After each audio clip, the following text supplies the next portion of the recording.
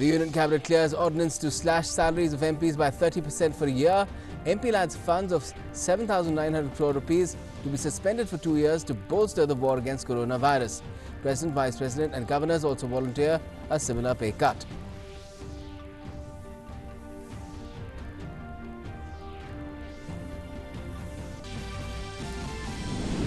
Prime Minister Narendra Modi holds a video meet with the Council of Ministers, asking them to come up with a graded plan to slowly open departments with no hotspots once lockdown ends. Directs them to remain in touch with state and district administrations to provide solutions to emergent problems and look after the welfare of poor and farmers.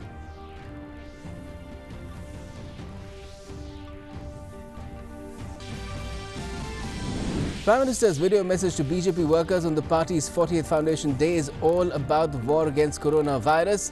Says India has set example for the world on tackling the pandemic, but it's a long battle ahead. Issues 5 appeals to crores of workers, including helping others with food, masks, hailing corona warriors and contributing to PM Cares Fund. Total number of corona cases in India reaches 4,281. While 319 people have recovered or been discharged. 111 deaths have been reported across the country due to the disease. Goa Chief Minister Pramod Sawant announces 20% hike in salaries of health workers and doctors dealing with coronavirus cases.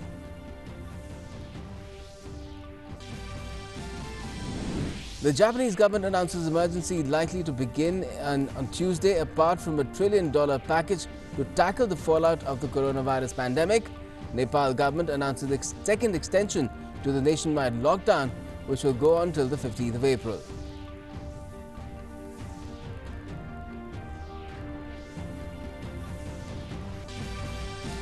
And countries world over battle the coronavirus crisis as confirmed cases crosses 12,80,000. Over 70,000 deaths reported, with the US worst hit. British Prime Minister Boris Johnson taken to hospital for further tests after 10 days of testing positive for COVID-19.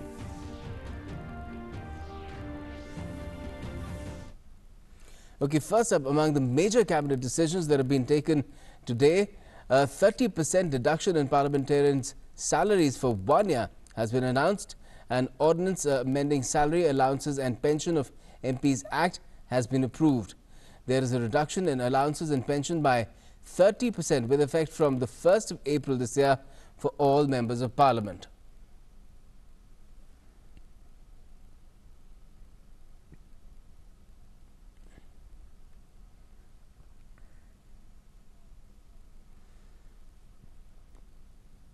Cabinet ने ordinance का निर्णय लिया, जिसके तहत सांसदों की 30% तनख्वाह 1 साल भर के लिए कम होगा। सभी सांसद 30% का एक तरह से कट ले रहे हैं, लेकिन वो कानून में करना पड़ता है, तो कानून ऑर्डिनेंस के रूप में आज निर्णय हुआ और संसद का सत्र जब होगा तब कानून आएगा, लेकिन इसकी अमल तुरंत शुरू होगा क्योंकि ऑर्डिनेंस आया है, तो राष्ट्रपति जी के सिग्नेचर के बाद वो आएगा।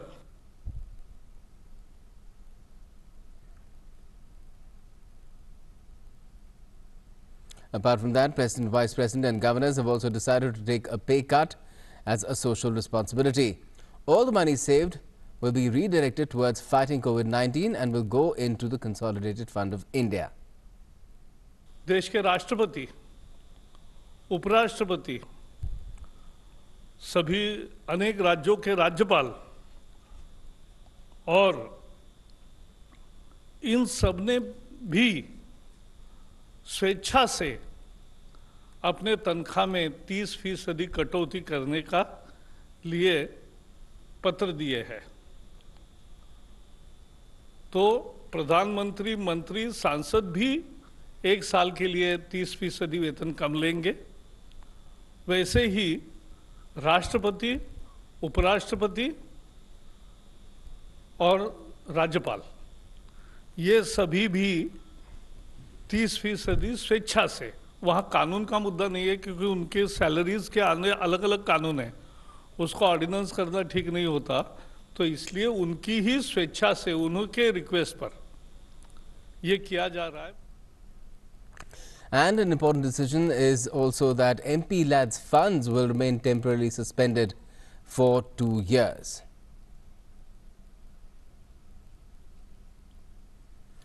Now, the cabinet decisions have been welcomed by several leaders and across party lines, though the Congress party has expressed some reservations about the decision to hold the MP lad funds for 2 years. हम इतिहास के नाजुक मोड़ पर हैं। जब भी इतिहास लिखा जाएगा तो हमारी भूमिका की पड़ताल होगी। महाभारत में हमारे यहाँ कहा गया, महाजनों येन गता सुपंथा। गीता में श्री कृष्ण ने कहा है, चाणक्य ने चाणक्य नीति में कहा है, अध्याय शायद 8 का वो श्लोक है जिसमें राजा को सबसे पहले कोष की चिंता करनी चाहिए। तो यह पहल, जैसा मैंने बताया, वक्त की जरूरत है और सरकार ने साहसिक और स्वागत योग्य फैसला किया। प्रधानमंत्री जी, भारतीय राष्ट्रीय कांग्रेस आज कैबिनेट के निर्णय को, जिसमें 30% एमपी की सैलरी काटकर कोरोना वायरस की जंग में शामिल करने का फैसला किया है, हम इसका स्वागत करते हैं। MP local area development fund सांसदों का निजी कोष नहीं है। अगर ये पैसा खत्म कर देंगे तो सीधे सीधे इसका प्रतिकूल प्रभाव एमपी के इलाके के लोगों और वहां की जनता पर पड़ेगा। कांग्रेस पार्टी को क्या दिक्कत है? पहले जब सांसदों की सांसद निधि 1 करोड़ होती थी या 2 करोड़ होती थी, तब भी सांसद अपने संसदीय क्षेत्र में काम करते थे। अब क्योंकि कोरोना वायरस का खतरा है, अगर सांसद निधि को कोरोना वायरस फंड में डाला है, इसमें कांग्रेस एतराज क्यों कर रही है? कांग्रेस पार्टी का ये एतराज दुर्भाग्यपूर्ण है। Now, Prime Minister Narendra Modi has held a meeting with his Council of Ministers through video conferencing today, where he asked them to take substantive steps during and in the aftermath of the coronavirus pandemic-induced lockdown. Among other things which will ensure welfare of farmers and poorer sections of society, the PM has asked all ministers to come up with a graded plan to slowly open departments in areas that have not emerged as hotspots for the COVID-19 pandemic. Here are the details. Prime Minister Narendra Modi held an interaction with his Council of Ministers on Monday and exhorted them to muster all motivation, determination, vigilance to deal with the coronavirus pandemic. It was said that the PM appreciated the leadership of the ministers and said their continuous feedback has been effective in strategizing over the tackling of COVID-19 outbreak. Thinking ahead, the Prime Minister said, it is essential to strategize for the emergent conditions once the lockdown ends. He asked the ministers to prepare a list of 10 major decisions and 10 priority areas of focus once the lockdown ends. He also exhorted them to identify and implement pending reforms in their ministries. The Prime Minister asked all departments to maintain an objective index on how their work will promote Make in India. He said the country needs to lessen its dependence on other nations due to emergent challenges. The PM asked the ministers to prepare a business continuity plan to mitigate the impact of the outbreak on the economy. He noted that a graded plan to slowly open departments where hotspots aren't existing should be made. He said the crisis offers an opportunity for the country to become self-dependent in the medical sector. The Prime Minister also asked ministers to submit actionable suggestions on boosting manufacturing and exports. He said there's a need to ensure that new sectors and countries are added to India's export net. Prime Minister Narendra Modi also had pointers for his ministers for the remaining period of the lockdown, where he directed them to remain in touch with state and district administrations to provide solutions to emergent problems. He asked them to come up with district-level micro-plans. He urged ministers concerned to continuously monitor and ensure that Garib Kalyan Yojana benefits keep reaching intended beneficiaries in a seamless manner. He asked the ministers to explore the use of innovative solutions to ensure welfare of farmers. He suggested the use of truck aggregators on the lines of app-based cab services to connect farmers with MANDIS. The Prime Minister also asked the ministers to popularize the AAROGYA SETU app in rural areas and grassroots institutions to further spread information and awareness about the pandemic. The ministers praised the initiative of hashtag 9pm 9 minute, which brought the entire nation together in the battle against the pandemic. They apprised the Prime Minister about efforts to tackle difficulties faced by migrant labour, preventing misuse of social media to create panic, maintenance of supply lines of essentials, issues faced by frontline workers, and efforts to mitigate them. Newsnight Desk, DD India. And that brings up our In Focus tonight, which is all about tackling COVID-19, the road map ahead. And we have Shekhar Iyer to talk about it, senior journalist in our studio. Shekhar, just tell us, what do you make of the scenario where the Prime Minister is talking about how we can go about, looking at recovering from the situation that COVID-19 has imposed on us? And Shishir is also joining us as well of the Hindu Business Line. Welcome to you too, Shishir. But first to you, Shekhar. Well, I think there are two major decisions today, I would say. One is this decision to go in for a 30% cut, right from the President, Vice President. You have all the ministers, members of Parliament going for a 30% cut in their salaries. And the second thing is the decision to forego MP land scheme for 2 years, that is 2021 and 21-22. I think these are very big decisions. You can see the urgency in the government to somehow conserve resources, because what is going to open up after once the lockdown ends and our economy again struggles to get back into shape, that is going to be a very, very important phase which the Prime Minister is very much concerned, and his team of officials and experts are working on how to go about it, because we do not know as yet what is the full and complete impact on various sectors, what kind of assistance may be needed, what kind of boost is necessary, and particularly the weaker sections, how they have to be cared for. So I think there is a lot of pressure on the resource side.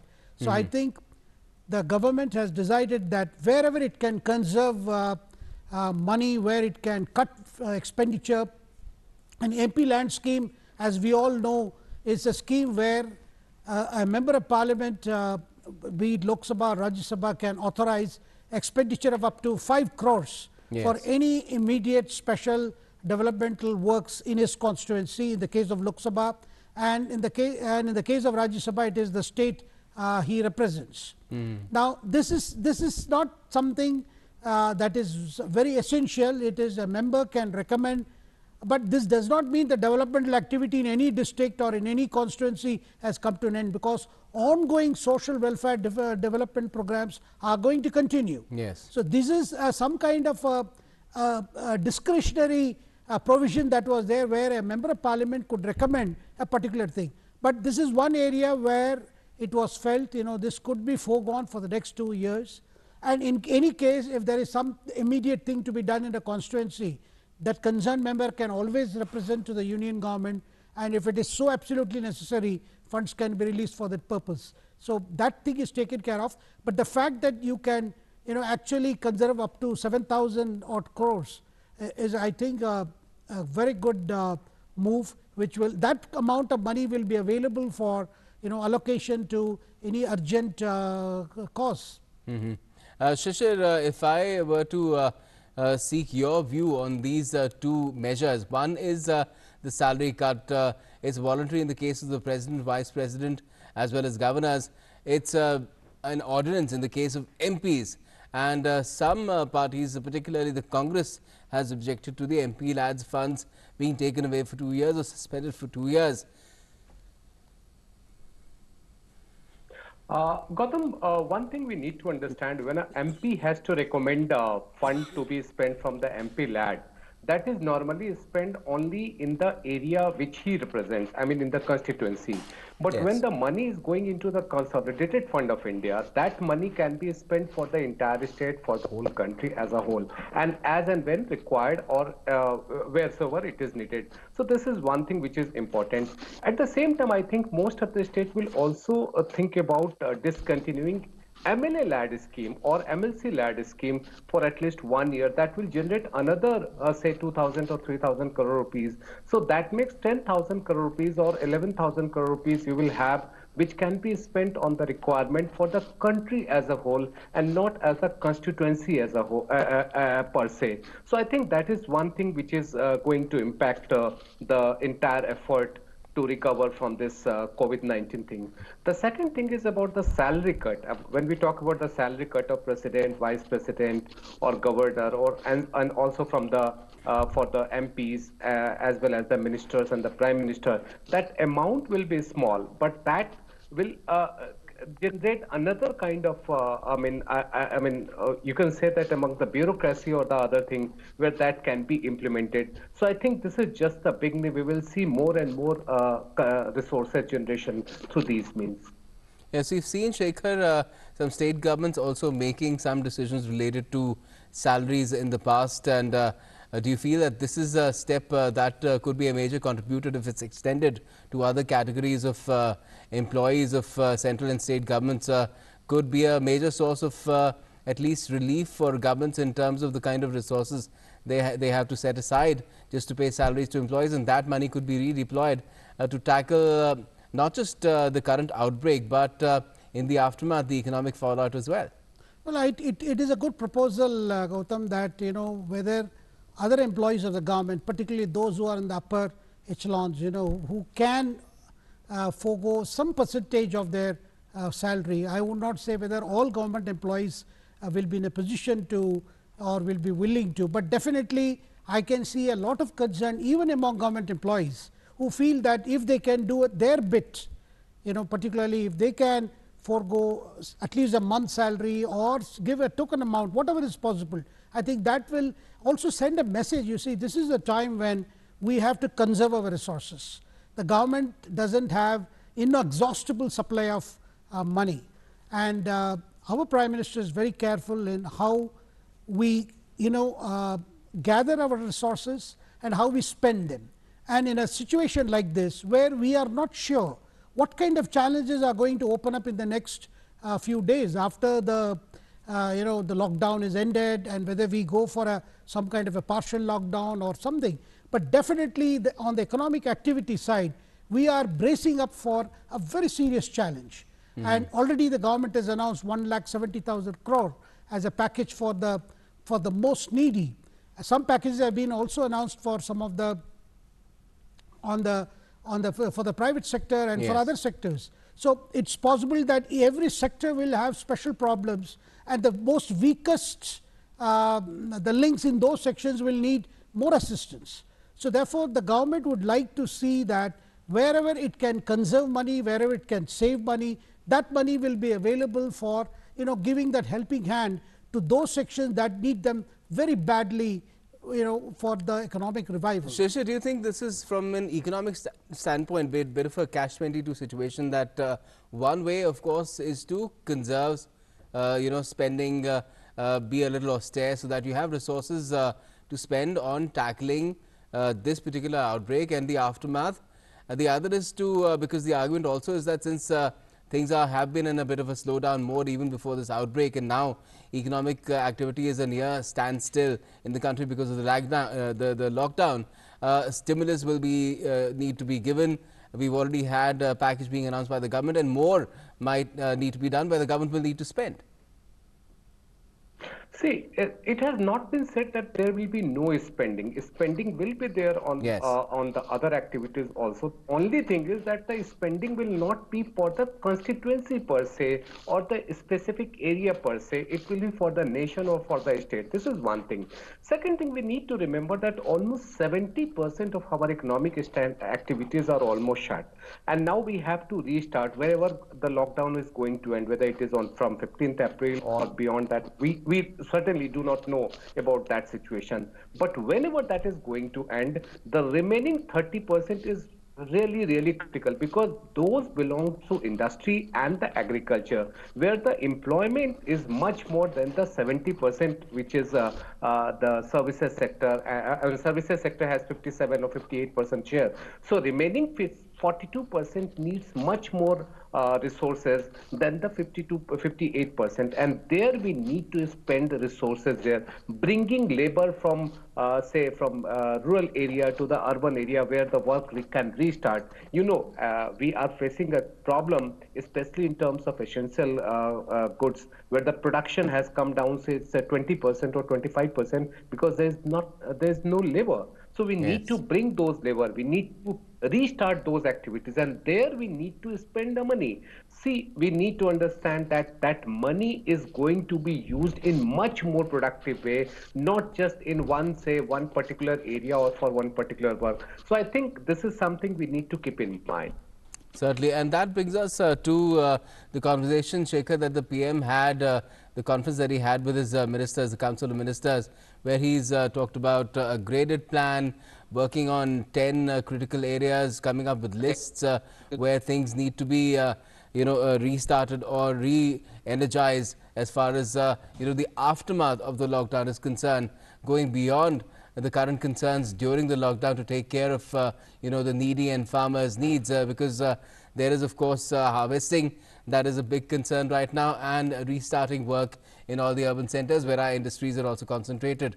There, do you think that we will soon have critical proposals coming in from different ministries and ministers, which will lead the government to decide as to how to go about, getting things back to normal, provided that this outbreak is contained? Yeah, because Gautam, this is a time of serious challenge and a serious crisis. The Prime Minister believes when you have this kind of crisis, that crisis also means opportunities.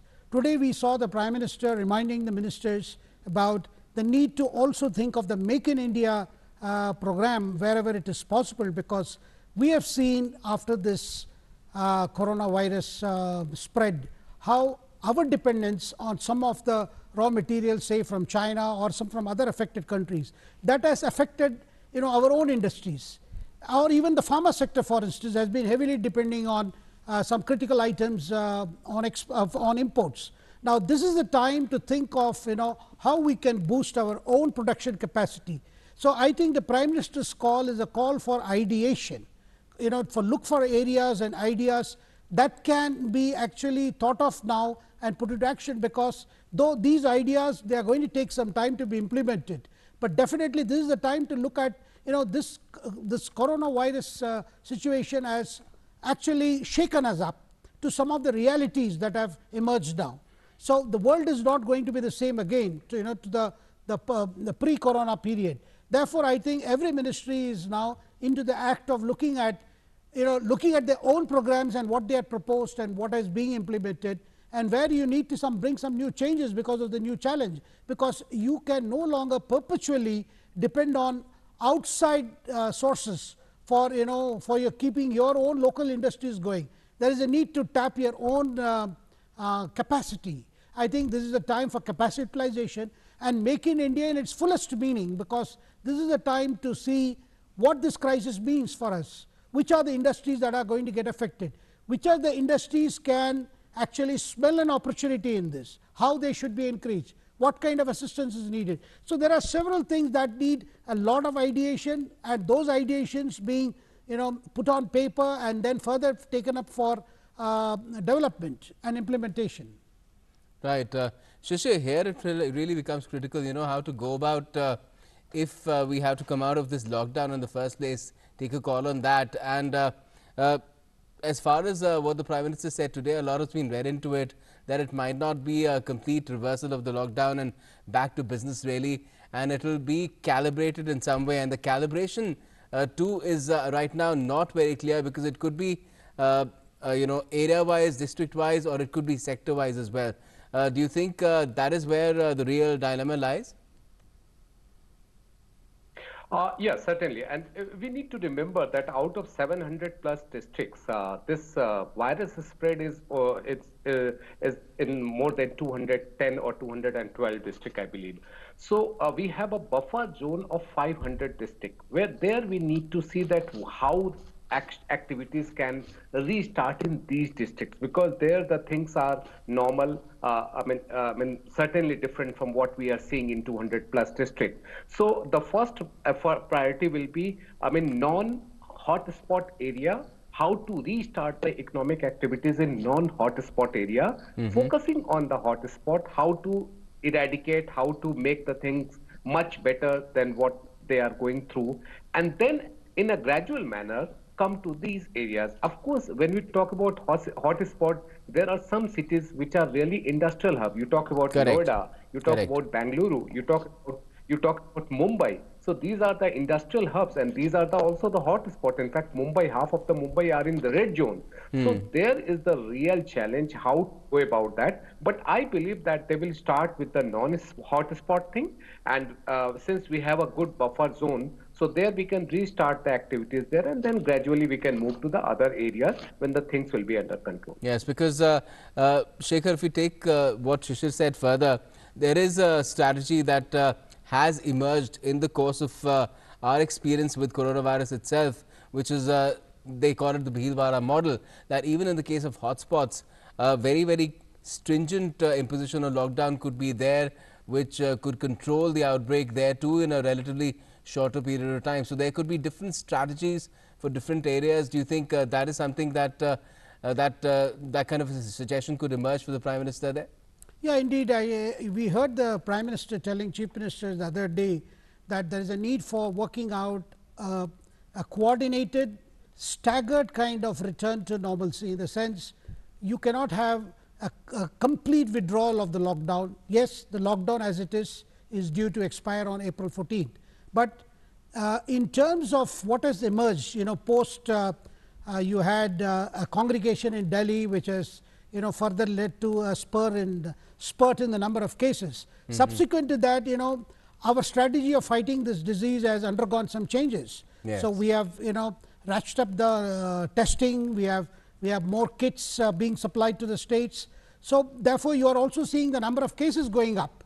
But nevertheless, what is emerging is, we saw the other day like Health Ministry coming out with a document where it suggested need to go by first containing it in clusters and in hotspots, and that containment in clusters is a major strategy which we are likely to see, as Mr. Shishir was mentioning, that instead of a complete return to normalcy as before the lockdown came in, we could see a kind of a partial kind of thing where the areas or cities which are reported high incidence of this disease continue to be under a careful isolation and with enforcement, because what is important is wherever restrictions are there, they will have to be enforced. You could see the government working with the states and coming out with a strategy that will see that while normal activity could resume in those areas which are not considered highly affected or high prone zone, and in those places which continue to show, particularly some of our mega cities, which are continuing to show some very high risk cases, yes, those areas continue to be carefully monitored, carefully kept away from the rest of the population, which means you could not be having a free travel scope for some more time, because next 2-3 weeks are considered to be very crucial in trying to understand what is the extent of the spread, whether there is a chance for a comeback, because we all know that this particular disease has followed a pattern, which is it peaks, after some time hits a plateau, then there is a fall. But there is also fear of a second coming. Yes. So therefore, we're seeing that happening in therefore China. The government's approach is very carefully crafted, very carefully calibrated approach, where whatever gains we have achieved in this 21-day lockdown should not be lost, because we have already seen what has happened with the Delhi Nizamuddin case, where we were all taken by surprise, and how that has resulted in almost 1,000 cases. Right. So and Shishir, the other concern, of course, is if the lockdown is to be extended a little bit more, and we don't know whether that is happening or not, we're just speculating depending on the kind of situation that we see closer to the end of the lockdown period, which is the 14th of April. There have to be provisions made for especially the weaker sections of society. We saw a lot of laborers, migrant laborers moving out of cities, just hitting the road, really walking down to their native places. That is not a situation that we would want to be repeated, and there have been mechanisms that have been put in place. A lot of people have been working on providing them with their essentials, and that needs to be kept going strong. So there has to be a plan in place for that too. Certainly, and we need to remember that states have limited resources. So we also have to keep this thing in mind.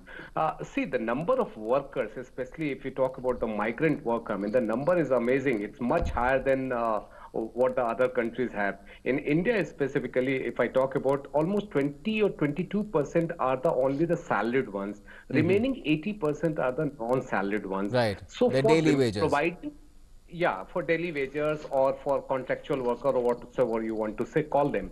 So providing them all kind of facilities for a better life or for a normal life is not easy for a longer period. And the second thing is that if we restart, say after April 14, and then again after some period we go for another kind of lockdown, which was also, it's speculated in some section of media that we may see another lockdown after a month or so, that will also hurt the economy as a whole. So Yes. that is why the challenge in India is much different than what the other countries are facing. And there we need a different kind of approach. I believe when you are going for the graded reopening of the economy, that will be really helpful rather than opening at one go or opening in a bigger way after 14th April and then go for another kind of action after some time, because we all know that there is a possibility of re-emergence of virus, and that we need to keep in our mind.